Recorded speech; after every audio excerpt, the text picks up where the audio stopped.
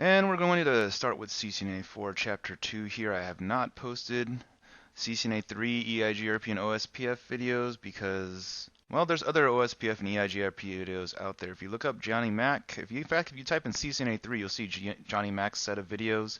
He has an OSPF and EIGRP chapter that are quite good.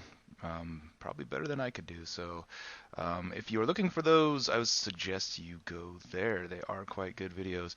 I'm going to hit CCNA 4 and try to knock this out really in a few short weeks and get that done because I don't see any CCNA 4 videos out there that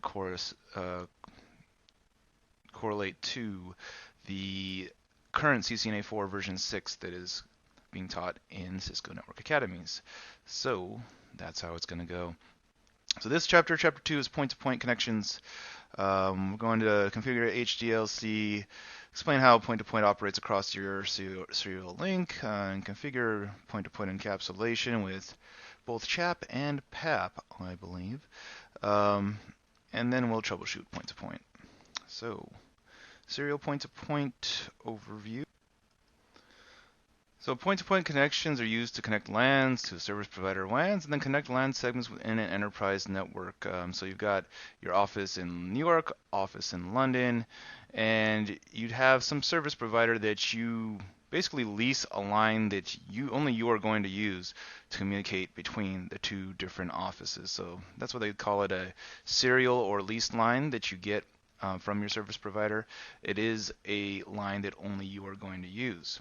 Point-to-point link can connect two geographically distant sites, such as corporate office and blah, blah, blah. That's what we just said. Serial connection bandwidths can be incrementally increased to accommodate the need for faster transmission. So, for instance, we had a T1 line at one point, which was a whopping 1.544 megabits per second.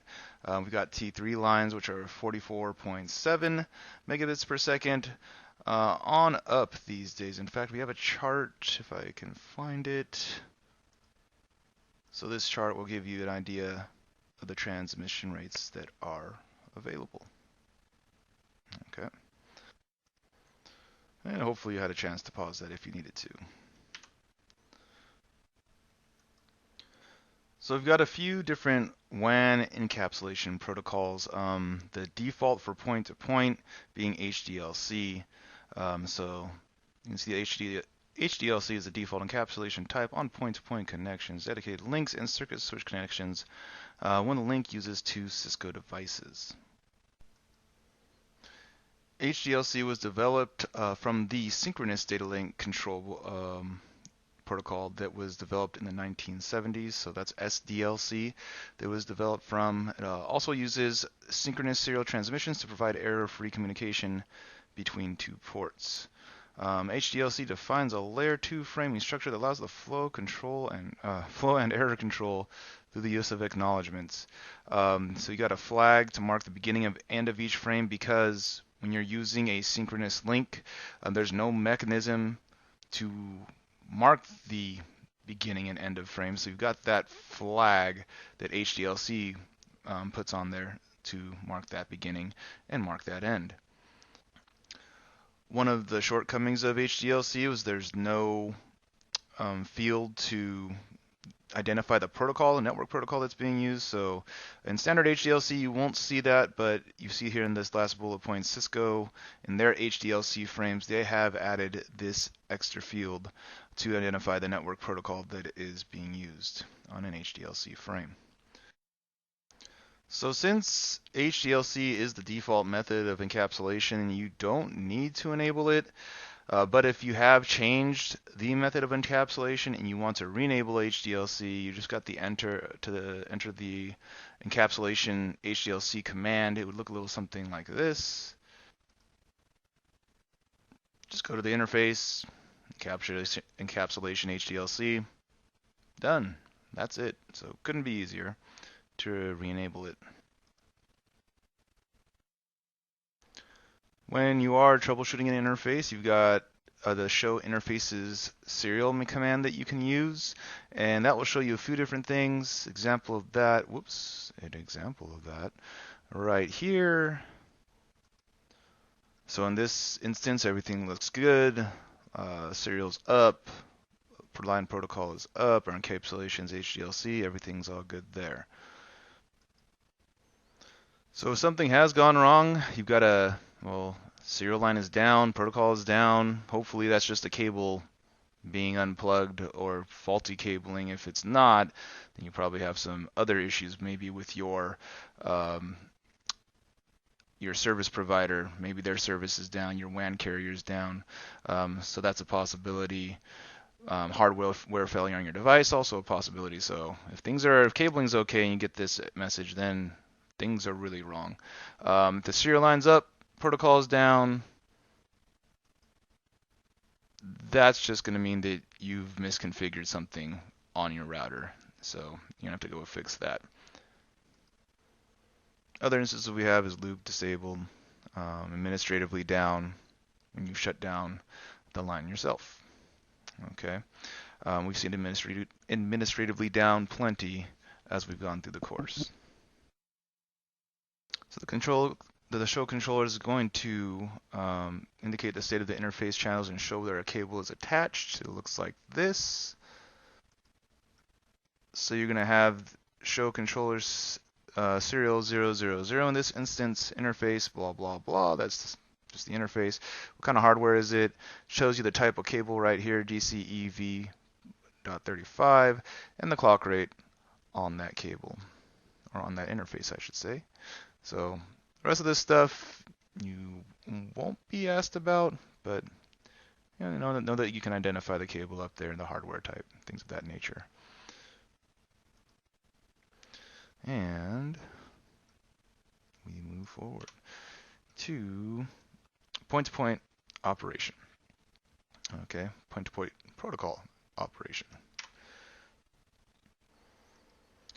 So since HDLC, when using a Cisco device, adds that extra protocol field, it is not compatible with other devices that aren't Cisco devices. So if you need to connect to a non-Cisco device, PPP is going to come in handy. It also has other advantages over HDLC, like authentication through PAP and CHAP. So you're probably going to end up using PPP more than HDLC. Okay. The link quality management feature monitors the quality of the link also, but we're going to be using or setting up PAP and CHAP in particular, which will be a bit different from what we saw with HDLC. HDLC, if you wanted to re-enable it, it's just one command. PAP and CHAP does make configuring point-to-point slightly more complicated. The way you enter in your username and your password, for instance, are a little different. And with point-to-point, we are going to discuss the link control protocols and network control protocols, and how they're a bit different and how they function in point-to-point operation. So you can see in the first bullet point that the physical layer is the same in the OSI and point-to-point, but it distributes the functions of link control protocols and network control protocols differently, and we're going to take a look at that at the bottom of this slide, on the next slide. And we'll probably bring up a couple of graphics to support that. For interfaces, you just really point-to-point needs a full duplex circuit, either dedicated or switched. It can be asynchronous or synchronous bit serial mode. So again, interface doesn't matter as long as it meets those qualifications, then it can be configured as point-to-point. Most of the work done by point-to-point happens at the data link and network layers, and again we'll see how that session is established and maintained, closed out, as we look at the link control protocol and the network control protocol. Okay, so we'll take a look at the link control protocol down here. The link control protocol functions within the data link layer and has a role in establishing, configuring, and testing the data link connection. The link control protocol establishes the point-to-point link. It also negotiates and sets up the control options on the WAN data link, which are handled by the network control protocol. So you can see in the second bullet point here. Also handles the configuration of interfaces at each end. It handles the varying limits on packet size, detecting misconfiguration errors. It also terminates the link, which we'll see in just a second.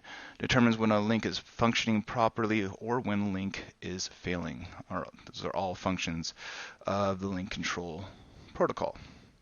Okay, and we'll see a little bit of that when we look at the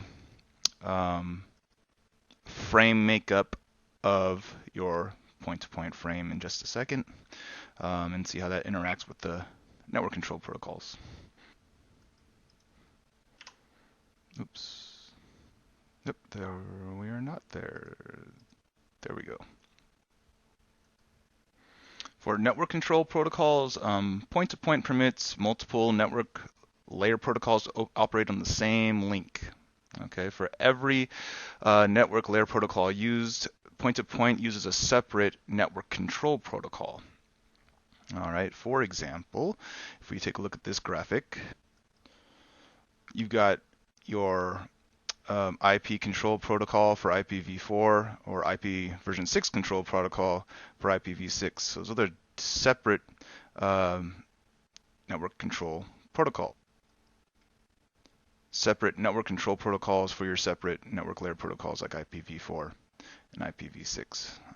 So it does facilitate that.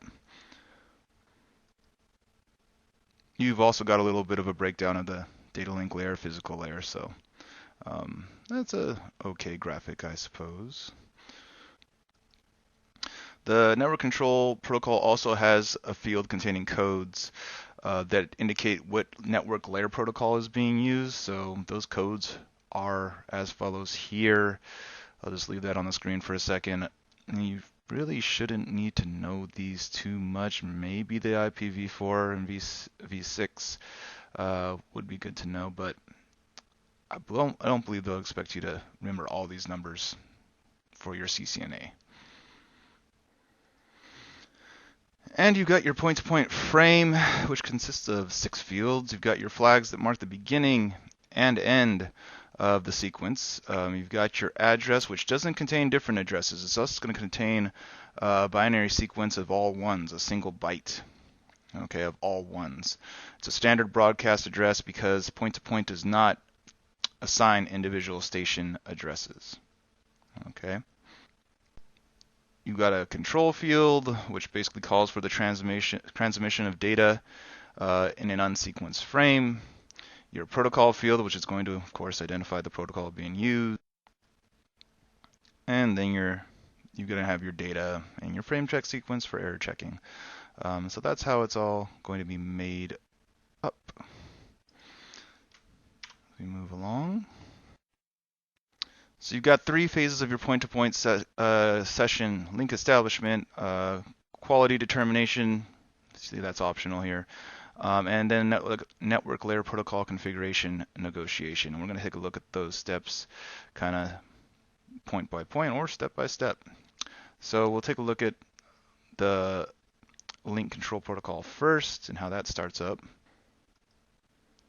So the first of our link control protocols process is the link establishment. So the link establishment is going to configure the parameters to be used during the session. So you're going to have a request sent from one router to the other with the configuration that it wants to set up. The other router is going to basically acknowledge that configuration, and then they're ready to start the network control protocol packet exchange. Okay, and we'll talk about that in just a moment.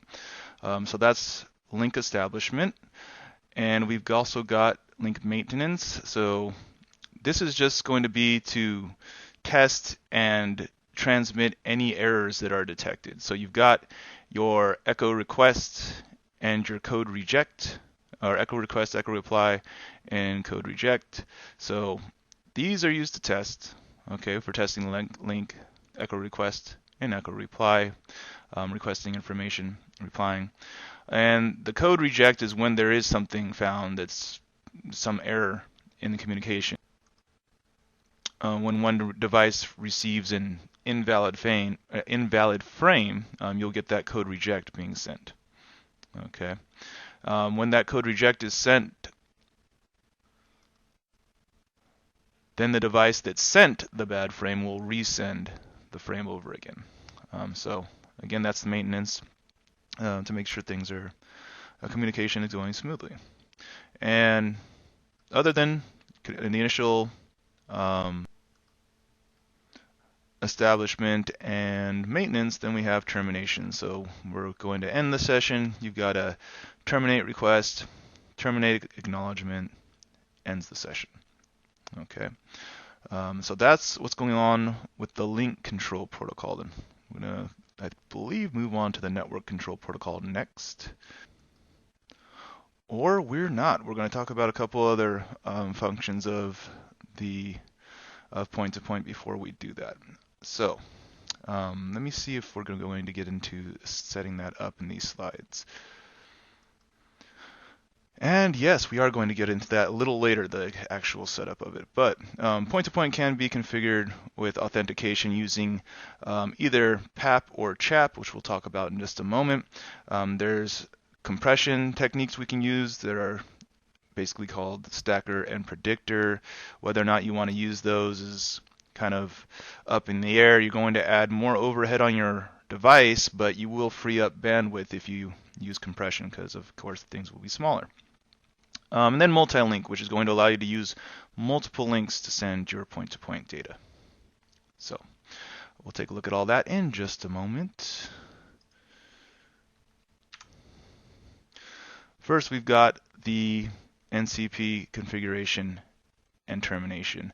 It's really not too much different from your LCP. So you can see our LCP establishment happening up here in termination that we just saw before. Same thing here. Configure request, going to set up the parameters for your communications. You're going to accept those parameters with an acknowledgement. Okay, and then data exchange happens. And then you you terminate request, terminate acknowledge, terminating the network control protocol portion of the session. Then you'll terminate at the link control protocol down here. So this is just sandwiched in the middle of what we saw before. In fact, if I bring the previous slide up, it did show this in there, just didn't show any specific information. So essentially where this information is here is where this green line appeared before. So it's just sandwiched in there. All right. So same type of thing. And we'll move on from there. All right. Now we're going to configure point-to-point, go over that process. I think I'll probably venture here a little bit. I'm going to venture onto the reading slides over here. So all right, here we are. So, turning on point-to-point. Well, remember we did encapsulation HDLC? Well, you can do the same thing, encapsulation PPP. And, well, basic point-to-point would be set up, but there's probably more you're going to want to do with it, because there's a reason you're using point-to-point. You probably want authentication, at very least, to add some security. So we'll take a look at how to establish that. All right. You can use compression. Again, the positive side of that is you're going to free up bandwidth. On the downside, it's more overhead on your router because your router has to compress that data. So does it actually increase your speed in the end? Maybe, maybe not. But if you want, after you do your encapsulation PPP, point-to-point, you've got compress, predictor, specifies the predictor algorithm will be used, or you could do compress stack, which specifies the stacker compression algorithm. So both the same command, compress, one or the other. Okay, and then we've got, well, link quality monitoring, which will allow you to force a link to shut down if you are not getting at least a certain percentage of your data transmitted successfully. Okay, if it goes down below that percentage, then, well, your link's going to shut down. So in this case, if you don't have 80% of your data transmitted successfully, then that link is going to shut down. You can make that number anywhere between 1 and 100. see anything else we need to do here. I don't think so. And then, I guess they're saving the best for last with authentication. And we've got multi-link, setting up multiple links to basically, use more than one interface to transmit data, therefore improving performance. If you want to set up a multi-link, you are going to create the multi-link first. So you go to interface multi-link 1 to create it. You're going to give it an IP address, okay, just like you would any other interface. And you're going to need a triple P multi-link, group 1. After you've established it, you are going to put some interfaces in that multi-link group.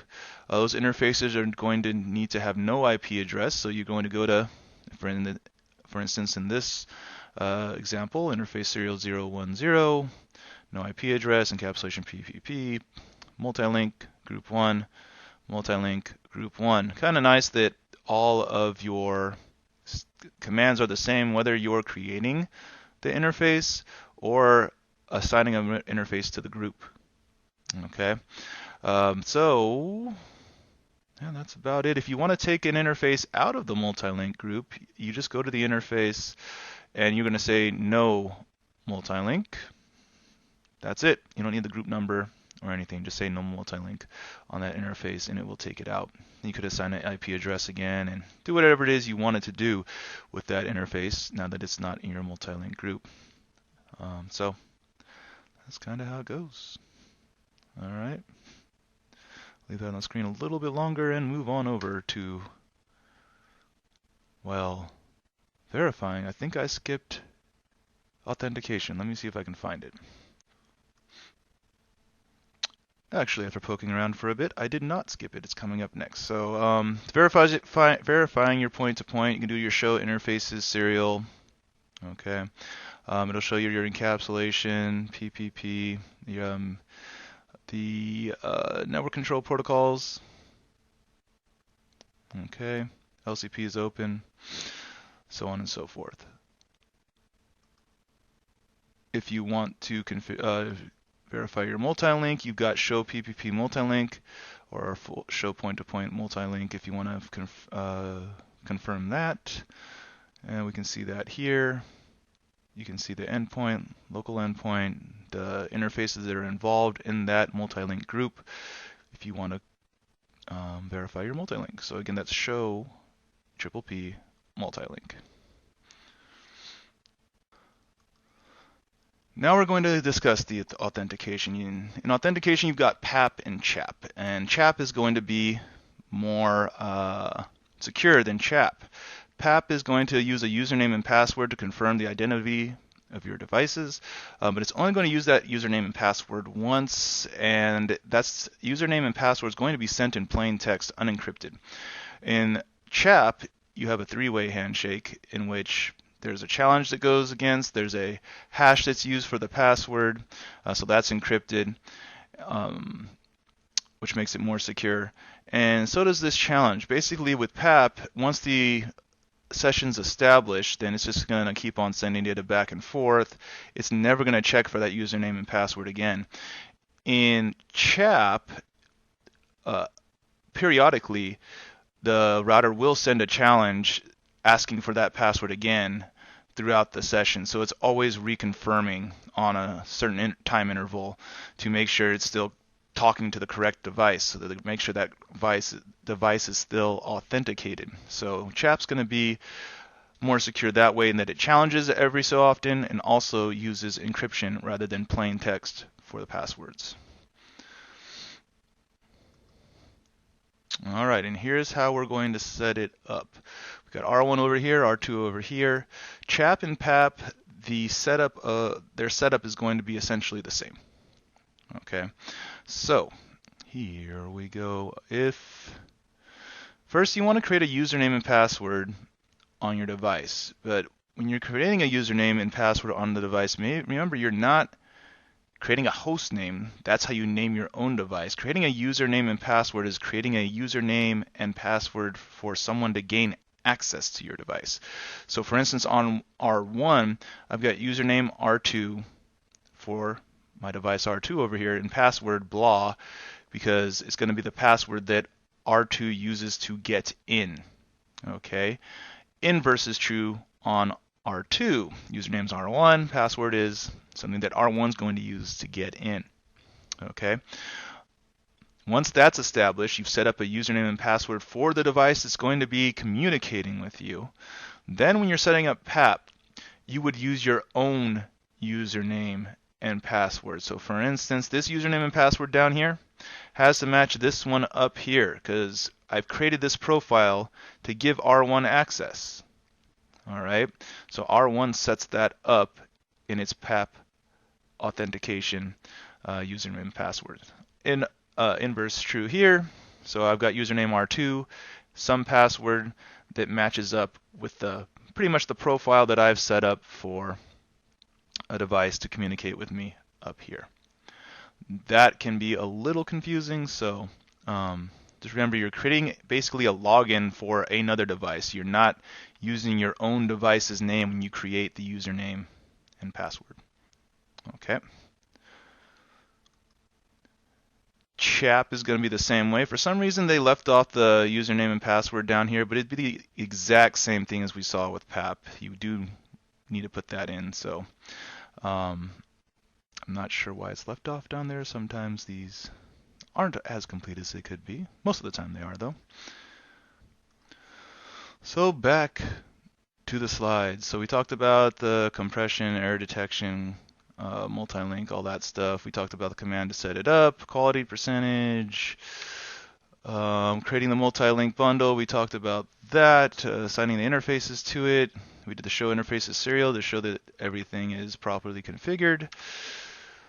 We talked about PAP and CHAP and how there's two-way versus three-way. The three-way exchange includes that challenge that we referred to earlier. We talked about the username and password of the other router that must be set up.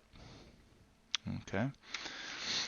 Troubleshooting, we're just basically going to turn on debug for whichever item you want to troubleshoot. If you're looking to troubleshoot serial interface encapsulation, you've got the debug packet. You can debug negotiation, debug error to display protocol errors and error statistics associated with PPP. And of course, to not debug, you'd say no debug PPP, no debug triple P packet, so on and so forth. You've also got your show interfaces command that we just went through when we looked at the multi-link and verifying the type of protocol that is being used. Is it HDLC? Is it triple P? Things of that nature. Never assume your authentication configuration works without testing it using the previously covered show commands. Okay. And for debugging triple P authentication, use the, okay, that works too. See if you're getting a PAP or CHAP reject based on the username or password not being able to be validated. So you've got all those commands for troubleshooting. Okay. So I think that's pretty much it. It is. So I believe the next chapter is point-to-point over Ethernet and a couple different topics. I know I skipped around, like I said, but there are other videos for, again, the EIGRP and OSPF that I did skip. I'm just trying to really, at this point, knock out the videos that I don't see anything online for. Then I'll most likely come back to the ones that I've missed. But again, check out Johnny Mac. He has those videos for the end of CCNA 3. And they are